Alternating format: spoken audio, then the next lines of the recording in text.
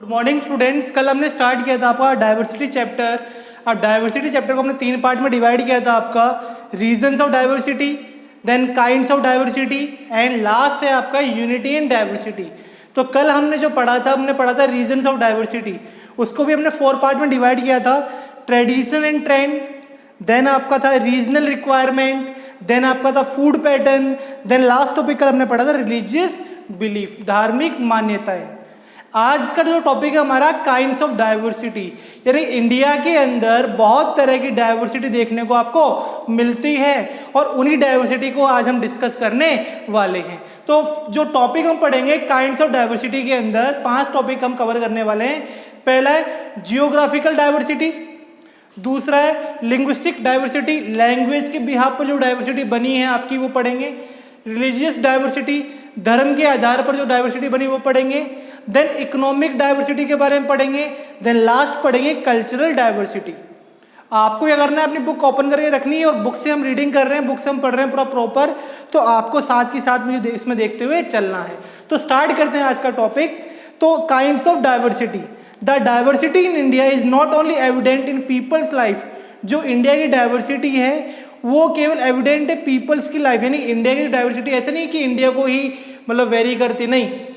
जो हमारी डाइवर्सिटी है, इंडिया की जो डाइवर्सिटी है वो लोगों की लाइफ को इफेक्ट आपकी करती है, ठीक है। But also in the country, अब जो डाइवर्सिटी है इंडिया के अंदर वो आपको देखने को मिलती है जियोग्राफिकल डाइवर्सिटी या क्लाइमेटिक कंडीशन के हिसाब से, ठीक है। तो इंडिया में डाइवर्सिटी आपको 2 पार्ट में देखने को मिलती है। पहला है जियोग्राफिकल डाइवर्सिटी, दूसरा है आपका क्लाइमेटिक कंडीशन के हिसाब से। अब होता क्या है आपका डिफरेंट टाइप ऑफ लैंडफॉर्म। अब इंडिया जो है वो आपका एक सब कॉन्टिनेंट है और इसमें डिफरेंट काइंड ऑफ आपके लैंडफॉर्म्स देखने को मिलते हैं। लैंडफॉर्म यानी लैंड के प्रकार, जमीन की जो जमीन है यहाँ पर वो वेरी करती है, उसी कंडीशन आपकी वेरी करती है। जैसे mountains, plains, plateaus, desert, coastal areas, ये सब देखने को मिलते हैं। उसके हिसाब से डाइवर्सिटी आपकी चेंज होती रहती है। तो फर्स्ट है हमारा टॉपिक जियोग्राफिकल डाइवर्सिटी। अब जियोग्राफिकल डाइवर्सिटी होती क्या है? Living in different geographical area bring in diversity. अलग अलग जियोग्राफिकल एरिया में रहेंगे तो अलग अलग डाइवर्सिटी देखने को मिलेगी। अब इंडिया जो है उसकी फिजिकल डिवीजन को हमने 6 पार्ट में डिवाइड किया। फर्स्ट है आपका नॉर्थन माउंटेन, यानी इंडिया का जो जम्मू कश्मीर वाला पार्ट है ऊपर वाला नॉर्थन माउंटेन, उसमें फर्स्ट पार्ट तो वो हो गया आपका। दूसरा उसके नीचे आएंगे नॉर्थन प्लेन्स, दिल्ली, हरियाणा, पंजाब, ये नॉर्थन प्लेन्स में आपके आते हैं। देन उसके नीचे आता है राजस्थान, राजस्थान में आता है आपका the great Indian desert. Then उसके बाद है कोस्टल प्लेन्स, राजस्थान से नीचे जाओगे आप तो वहाँ पे आपको कोस्टल प्लेन्स देखने को मिलेंगे। देन आता है पेनिनसुलर प्लेट्यू, कोस्टल प्लेन्स के बीच में आपको जो बीच में जो स्टेट्स आते हैं वहाँ पर क्या देखने को मिलेगा? कोस्टल प्लेट्यूज आपको देखने को, पेनिनसुलर प्लेट्यूज आपको देखने को मिलते हैं। People adapt themselves according to condition, लोगों ने क्या किया है अपने आप को वहाँ की कंडीशन के अनुसार अडेप्ट कर लिया है, यानी जैसा एनवायरमेंट वैसा ही उन्होंने अपने आप को चेंज कर लिया। People adapt themselves to the geographical area in which they live, जिस एरिया में रहते हैं, जिस जियोग्राफिकल एरिया में रहते हैं वहां का रहन सहन उन्होंने अपना लिया है। Not only does it make people dress differently, अब इससे क्या हुआ, आपने किसी पर्टिकुलर एरिया का डाइवर्सिटी अडॉप्ट कर लिए तो आपका जो ड्रेसिंग सेंस होगा वो भी वहां का हो जाएगा। उसके बाद it also determine the kind of food they eat, अब वहाँ पे जो फूड अवेलेबल होगा वही तो आप खाओगे, तो जो फूड की हैबिट है वो भी आपकी चेंज हो जाएगी। People live in different region have different food habit, अलग अलग रीजन में रहने वाले लोगों की फूड हैबिट भी अलग अलग आपकी हो जाती है। People live in different region have also different food habit. In cold place जैसे कि अभी Kashmir, specially in winter people eat meat and milk product. Kashmir जो सर्दियों की बात कर रहे हैं, सर्दियों के टाइम में वहाँ के जो लोग होते हैं वो मीट खाना पसंद करते हैं और मिल्क प्रोडक्ट यानी दूध से बने हुए जो भी आपके उत्पाद हैं वो उनको खाना पसंद करते हैं, मिल्क प्रोडक्ट ज़्यादा प्रीफर करते हैं। Specially in winter few crops are grown here, और विंटर के समय यहाँ पर कुछ क्रॉप्स आपकी ग्रो की जाती हैं।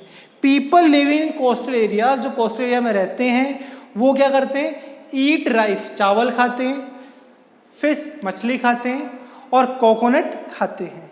The food is cook with the lot of spices, और यहाँ का जो खाना होता है उसमें मिर्च मसाले ज़्यादा यूज़ किए जाते हैं। तो हमने जियोग्राफिकल डाइवर्सिटी के अंदर क्या पढ़ा, इंडिया को हमने 6 मेजर पार्ट में डिवाइड किया था, नॉर्थर्न प्लेन्स, नॉर्थर्न माउंटेन्स, ठीक है, और उसके बाद the great Indian desert, coastal plains, peninsular plateau और कोस्टल प्लेन्स में हमने इसको डिवाइड, कोस्टल आइलैंड्स में हमने इसको डिवाइड कर लिया था।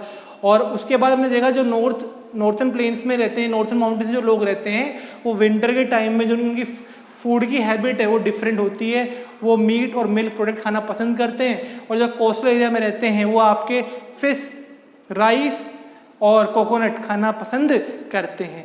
देन अगला टॉपिक आता है हमारा लिंग्विस्टिक डाइवर्सिटी। टॉपिक क्या है, लिंग्विस्टिक डाइवर्सिटी होती क्या है, यानी कि ऐसी डाइवर्सिटी जो लैंग्वेज के बिहाव पर आपकी बनी है। इंडियन कॉन्स्टिट्यूशन, जो हमारा कॉन्स्टिट्यूशन, जो हमारा संविधान है, अब कॉन्स्टिट्यूशन क्या होता है, it is a book in which rules are written how to rule a country, यानी हमारी जो कंट्री डेमोक्रेसी है, डेमोक्रेटिक कंट्री है, और उसकी एक बुक लिखी हुई है जिसको बोलते हैं कॉन्स्टिट्यूशन। उस कॉन्स्टिट्यूशन ने कुछ राइट्स दे रखे हैं लोगों को कि किस तरह से आपको जो अपनी लाइफ है वो स्पेंड करनी है। तो कॉन्स्टिट्यूशन ने क्या किया है, 22 लैंग्वेज को रिकॉग्नाइज किया हुआ है, 22 लैंग्वेज को मान्यता दे रखी है, यानी ये एक पर्टिकुलर एरिया की रीजनल लैंग्वेज हैं, इनको वहाँ पर आप यूज़ कर सकते हो। तो बात करते हैं, the Indian constitution recognise 22 language, Indian constitution ने रिकॉग्नाइज किया 22 लैंग्वेज को। उसमें आती है आपकी असामीज, बंगाली, बोडो, डोगरी, गुजराती, हिंदी, कन्नड़, कश्मीरी, कोंकणी, मैथिली, मलयालम, मणिपुरी, मराठी, नेपाली, उड़िया, पंजाबी, संस्कृत, सांथली, सिंधी, तमिल, तेलुगु एंड उर्दू। तो ये था आपका लिंग्विस्टिक डाइवर्सिटी, यानी ऐसी डाइवर्सिटी जो बेस है आपकी लैंग्वेज के ऊपर। देन नेक्स्ट टॉपिक है आपका रिलीजियस डाइवर्सिटी, यानी कि धर्म के आधार पर जो डाइवर्सिटी उसको बोलते हैं रिलीजियस डाइवर्सिटी। अब बात करते हैं इसके बारे में। India has been the home of different religion, India क्या है, एक होम है डिफरेंट रिलीजन के लिए। इंडिया ही वर्ल्ड की इकलौती कंट्री जहाँ पर आपको हर एक रिलीजन के पर्सन्स रहते हुए दिख जाएंगे। हमारी जो कंट्री है इंडिया, डेमोक्रेटिक कंट्री, और उसमें एक बात बोली गई है कि यहाँ पर आप किसी भी धर्म के लोग आज़ादी से रह सकते हैं, फ्रीली किसी भी रिलीजन को मान सकते हैं, उसको फॉलो कर सकते हैं, अपने जो रिलीजन को डेवलप कर सकते हैं, उसको आगे बढ़ा सकते हैं। तो बात करते हैं चैप्टर टॉपिक की। India has been home to different religion from olden time, पुराने समय से ही इंडिया में डिफरेंट रिलीजन सर्वाइव आपके कर रहे हैं। The most ancient religion of India is Hinduism, लेकिन बात करें सबसे पुराना कौन सा है, सबसे पुराना है आपका हिंदुइज्म, यानी जो हिंदू धर्म है इंडिया में सबसे पुराना धर्म आपका है। Other main religions are Islam, Christianity, Buddhism, Jainism and Zoroastrian and Sikhism, यानी उसके अलावा भी हिंदुज्म के अलावा भी 5-6 आपके और डिफरेंट रिलीजन के पर्सन इंडिया में रहते हुए आपको मिल जाएंगे। Then are constitution declare that India is is secular country, हमारी जो कॉन्स्टिट्यूशन है उसमें लिखा हुआ है जो हमारी कंट्री इंडिया है वो एक सेकुलर कंट्री है, धर्मनिरपेक्ष राज्य है, जहाँ पर हर धर्म का व्यक्ति आराम से आज़ादी से रह सकता है और किसी भी धर्म को वो मान सकता है। यानी उस पर कोई प्रेशर नहीं डालेगा कि आपको इस धर्म को फॉलो करना है या आपको इस कंट्री में रहना है, इस रिलीजन को आपको मानना है, ऐसा कोई कंपलसरी बाउंडेशन नहीं होती है। ये था आपका टॉपिक रिलीजियस डाइवर्सिटी। उसके बाद हम पढ़ेंगे इकोनॉमिक डाइवर्सिटी। इकोनॉमिक डाइवर्सिटी होती क्या है कि अलग अलग जो हमारी जियोग्राफिकल कंडीशन है उसके हिसाब से हमने क्या किया, अपनी खुद की इकोनॉमिक एक्टिविटी डेवलप कर ली। जैसे कि आपकी different crops are grown in different region, अलग अलग रीजन में अलग अलग क्रॉप आपकी ग्रो की जाती है, यानी जिस रीजन में जो क्रॉप आपकी फेवरेबल होगी, सबसे अच्छी हो जाएगी, उस क्रॉप को वहां पर हम करते हैं। Different crop are grown in different region depending upon the climate and soil, और जो क्रॉप्स होती है वो डिपेंड करता है आपकी क्लाइमेट और सॉइल के ऊपर, क्लाइमेटिक कंडीशन और सॉइल की कंडीशन, इसके हिसाब से हम डिफरेंट क्रॉप्स डिफरेंट रीजन में करते हैं। This is the reason why the state lying in northern plain grow mainly wheat. अब यही कारण है जो नॉर्थर्न प्लेन्स में जो एरिया आता है वहां पर वीट ज्यादा ग्रो किया जाता है, while in southern state rice is mainly grow. लेकिन नॉर्थर्न प्लेन्स में आपके वीट ग्रो किया जाता है और साउथर्न स्टेट्स में आपका राइस ज़्यादा ग्रो किया जाता है, क्योंकि वाटर वहाँ पे इजीली आपका अवेलेबल हो जाता है। इन कोस्टल एरिया लाइक, अब जो कोस्टल एरिया है आपके केरला, तमिलनाडु, वेस्ट बंगाल, महाराष्ट्र, वहाँ पर फिशिंग ज़्यादा की जाती है। तो ये अलग अलग रीजन की अब क्या हो गई, इकोनॉमिक एक्टिविटी हो गई। जैसे नॉर्थर्न प्लेन्स में जो फार्मर्स हैं यहाँ के वो वीट लगाते हैं, और जो साउथर्न प्लेन्स हैं वहाँ पर राइस ज़्यादा की जाती है, और उसके अलावा जो कोस्टल प्लेन्स हैं आपके जो समुद्र के पास वाले इलाके हैं वहाँ पर मछली पालन ज़्यादा किया जाता है। Some reasons are rich in minerals, कुछ ऐसे रीजन्स हैं जहाँ पर खनिज मिनरल्स ज़्यादा होते हैं और खदानें ज़्यादा होती हैं, तो वो उन पे ज़्यादा फोकस करते हैं। The economic diversity is quite clear, जो इकोनॉमिक डाइवर्सिटी वो बहुत ज़्यादा क्लियर इस तरह से हो जाती है कि जहाँ पर जो सोर्स अच्छे से अवेलेबल हो, इजीली अवेलेबल हो, बहुत ज़्यादा डेवलप उसको कर सकते हो, तो उसको ज़्यादा फॉलो करना चाहिए। Each state has its own handicraft, हर एक स्टेट का खुद का अपना एक हैंडीक्राफ्ट है, यानी हाथ से बनाने वाली वस्तुएं हर एक स्टेट अपनी खुद की अलग अलग बनाता है। Which help in economic independence too, इससे भी हमें इकोनॉमिक इंडिपेंडेंस मिल जाती है। देन लास्ट टॉपिक है आपका कल्चरल डाइवर्सिटी। कल्चरल डाइवर्सिटी ऐसी डाइवर्सिटी जो कल्चर के ऊपर आपकी बेस हो, उसको कल्चरल डाइवर्सिटी बोलते हैं। The influence of the environment is also visible in the culture, जो हमारे आसपास जो एनवायरनमेंट है वो हमारे कल्चर में भी देखने को मिल जाता है। Culture of the people of the area, यानी जो एनवायरनमेंट है वो किसी पर्टिकुलर कल्चर जो लोग हैं उनमें देखने को मिल जाता है। Which is often reflected in the festival, और वही कल्चर हमारे फेस्टिवल्स में, हमारे डांस फॉर्म्स में, हमारे कस्टम्स में भी देखने को मिलता है। जैसे कि बात करें केरला के अंदर बोट रेस होती है, क्या होती है, बोट रेस।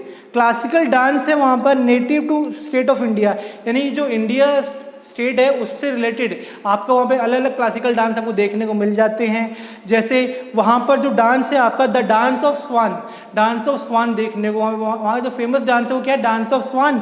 और उसके अलावा फोक डांस सिक्किम में फेमस है आपका, ठीक है। All Indian state celebrate harvest festival, और सभी इंडियन स्टेट आपके हार्वेस्ट फेस्टिवल को सेलिब्रेट करते हैं, यानी जब हमारी फसल पक जाती है तो उसको सेलिब्रेट किया जाता है अलग अलग रीजन में, अलग अलग स्टेट्स में अलग अलग तरीके से, और उनके नाम भी अलग अलग होते हैं आपके। सच एस बैसाखी इन पंजाब, अब हार्वेस्ट फेस्टिवल जो होता है खेतों में जब कटाई करते हैं, फसल पक जाती है, जब काटते हैं उनको, तो एक हार्वेस्ट फेस्टिवल हम मनाते हैं। पंजाब में उसको बैसाखी बोलते हैं। ओनम इन केरला, केरला में उसको ओनम बोलते हैं। बिहू इन असम, असम में उसको बिहू बोलते हैं। और मकर संक्रांति इन उत्तर प्रदेश, उत्तर प्रदेश और बिहार में उसको मकर संक्रांति बोला जाता है। तो ये था हमारा आज का टॉपिक काइंड्स ऑफ डाइवर्सिटी। इसमें हमने बेसिकली 5 टॉपिक पढ़े, geographical diversity, linguistic diversity, religious diversity, economic diversity and cultural diversity. तो कल जो हम स्टार्ट करेंगे वो है आपका लास्ट टॉपिक चैप्टर का यूनिटी इन डाइवर्सिटी।